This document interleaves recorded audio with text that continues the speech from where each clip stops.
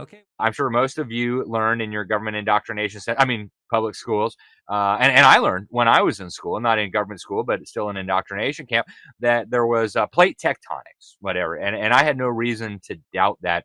But I was at a conference, a homeschool conference, just a few months ago. I gave the keynote talk there on some things, and I ran into a very interesting individual who said, no, plate tectonics is not really what happened.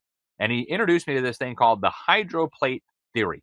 And it was so fascinating. I watched a few videos about it, and I don't know enough to know whether it's correct or not, but I know enough to know that this ought to be heard. In fact, this, to me at least, makes just as much sense, if not more, as the plate tectonics theory, and it seems to be pretty in line with the evidence and with what the Bible teaches. I put up 10 grand and Walt put up 10 grand. And I had two cashier's check, mine and Walt's, there on Saturday morning at the State University of New York at Newport. And then for nobody to show up, boy, I was livid. I'm saying, you do all this talking and stuff outside of the ring, but when somebody wants to engage you, you won't even show up. I mean, man, I was fighting, man. Walt kind of pulled together a lot of different things in his theory. He addresses in his book and in his other work biology and genetics and all the geophysics and the cosmology and ties it all in together with the Bible. And a lot of it has really amazing amounts of analysis and data to back it up. Many predictions that came true or have yet to come true, but still might. And he's just an amazing man, and I think God really worked through him to bring a lot of truth into people's lives.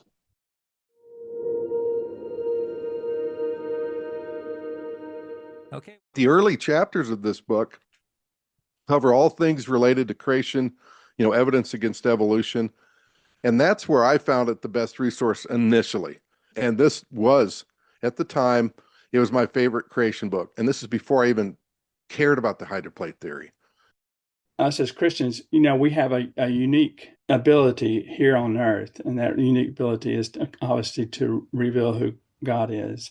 And so I think, Walt Brown, I think he did his job in revealing who God is, and I want to thank him for that.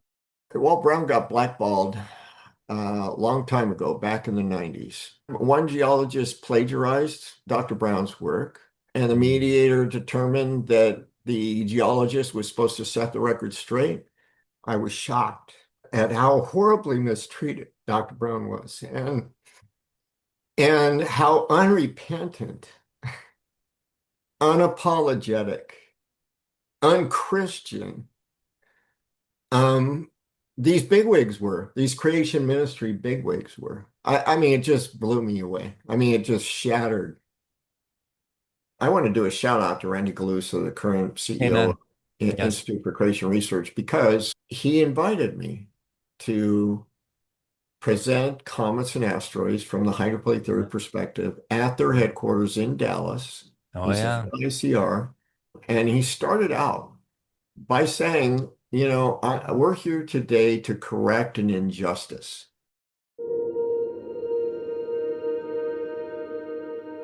Okay. I was asked to teach a Sunday school class on creation versus evolution. Walt Brown literally called into our church. I could read the questions to him.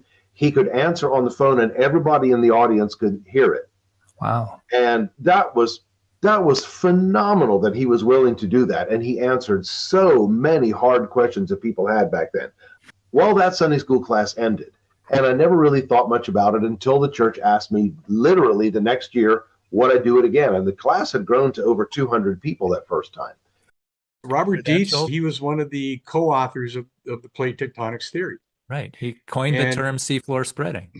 So they developed this working relationship, and it just wasn't in the classroom because Dietz knew that Walt was working on a competing theory.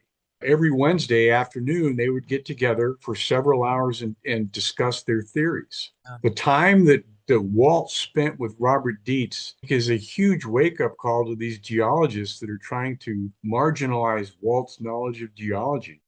There was one guy, kind of a prominent scientist, with one of the big three, who was telling a lady, "Oh, you don't want to believe the hydroplate theory," and she was devastated. And she said, "Why?" And he goes, "Oh no, there's all kinds of problems." Well, what problems? It's just full of problems. You just don't want to believe. There's nothing. There was never anything specific. Oh, Walt is out in left field. Oh, he's a lone wolf, and yeah, no credible scientist agrees with him. It's just these dumb little insinuations like that have no basis in anything. As he's going through this, all these allegations and false information, and yet he never, from what I can tell, he never, he didn't call them names, and he never. didn't. No, How I never saw any reciprocal nastiness at all. He would sometimes smile and say, "Oh well, it's to be expected," or whatever. I don't know. Just you probably had more experience with that kind of thing, Bill, with his responses. It's just a real example that God gave to me for grace under fire. Yeah, and be able to just take the flaming arrows that are thrown at him from both the evolutionists and some creationists as well, and to be able to keep soldiering on.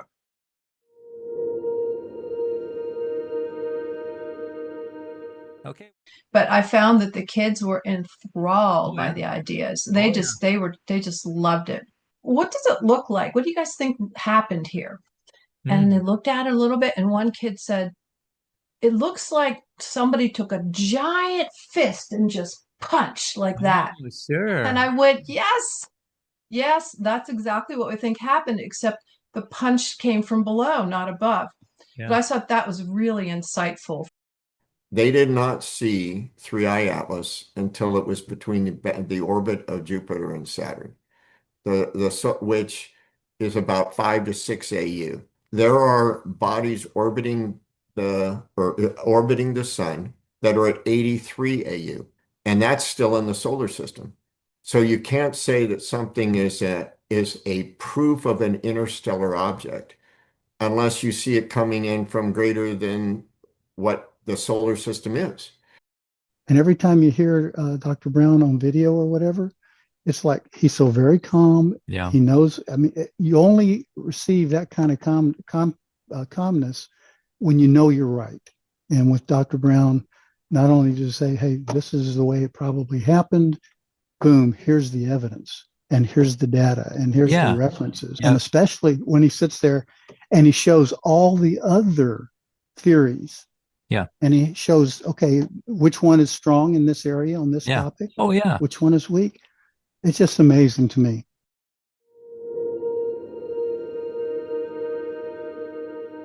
Okay. We show a video clip of him, Horrors of the Flood, at the museum. And that just a short, concise thing that, gives people an idea of what his theory is about. And, again, when we talk about his theory, it lines up with Scripture. And that's what's neat is when the Bible talks about the foundations or the great deep breaking open, that's a vital thing for people to understand. And it gives a good visual. This explanation of the flood needs to be more out there. I think it should be the mainstream view because it explains so much logically, like scientifically, theologically. Eventually, as I delved deeper into listening to the explanation of the hydroplate theory by Brian Nichol, once I started listening to that, and I was just listening to like every single step, all the science, I had to even go into chemistry to understand everything he was explaining. That's when I was just 100% convinced of this. He tried to figure out, what is this about? This makes so much sense. It agrees with the Bible, it agrees with physics. Why are these big creation organizations not excited to embrace a theory that can equip us, especially our students going to school, with arguments against evolution and even, in the Christian church community, arguments to get, well, there was no global flood and that sort of thing. Where we are today is just a lot of resistance to the hydroplate theory because, one, it's such a paradigm shift, and then also some things that were said about him personally that were untrue, that damaged his reputation and caused people to turn away from his work, unfortunately. But as I talked to them, I really had a hard time getting to discuss to even some of the more basic technical issues, like why subduction can't happen. Right. Because of the strength of granite and what happens under pressures and how it really, you can't slide granite. You can't, a simple force diagram shows that doesn't happen. And people that I talked to, just their eyes would just glaze over. So I started pulling up top geology schools and I looked at the coursework. What do you have to study to take? And I was shocked at how little real hard science there is in those curriculum. Really? A lot of observational stuff, a lot of stuff around minerals and dirt and stuff like that. Not a lot of physics, chemistry, strength of materials, energy, fluid flow, things that you kind of need to know about if you're going to study something so dynamic and catastrophic as a global flood. They don't study those things. Yeah, let's try that hydroplate protocol again. We will be going through the confirmed predictions and the other predictions, and then we're going to wind up with the Bible verses again. But there's 58 predictions that Walt has made, and these are the ones that were sent to me. Those were the old ones. These were sent to me. These are, I believe, are going to be in the new book. Okay, and now this is what Fred McNabb did. You know, he took them and he did some more research.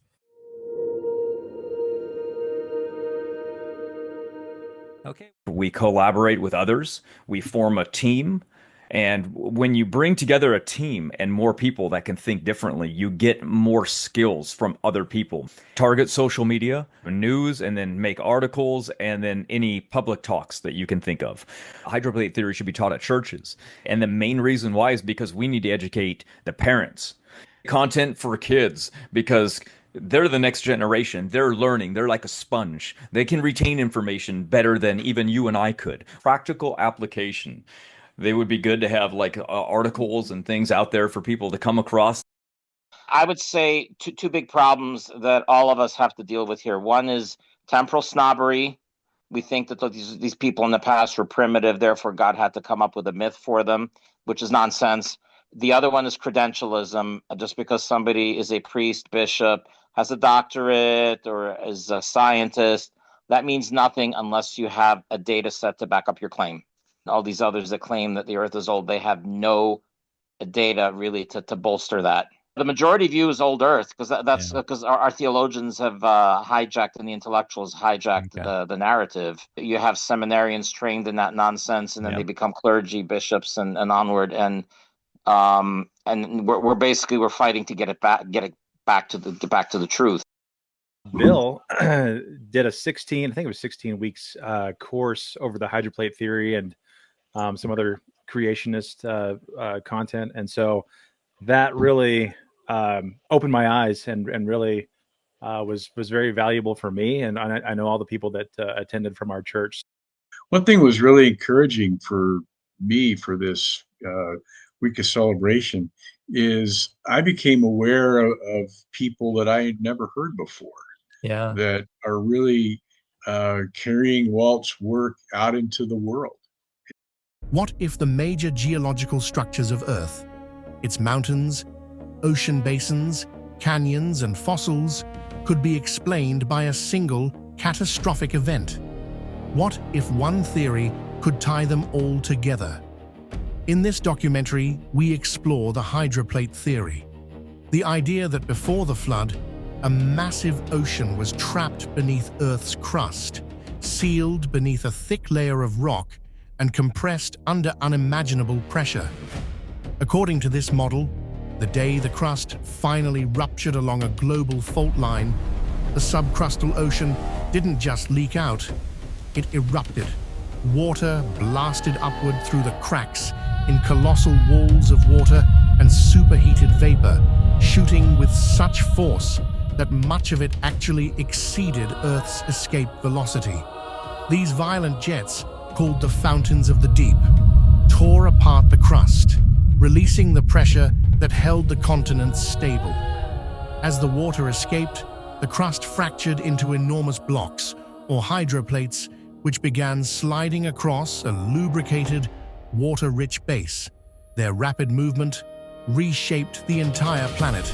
Mountains rising from compressional collisions, ocean basins forming where plates sank, and vast sediment layers burying organisms across entire continents. The hydroplate theory proposes that Earth's defining features were not carved slowly over millions of years, but in a short, catastrophic sequence triggered by the planet's own internal structure. This film will examine how such an event could occur, whether the evidence matches the theory, and why this model challenges the traditional timeline of Earth's history.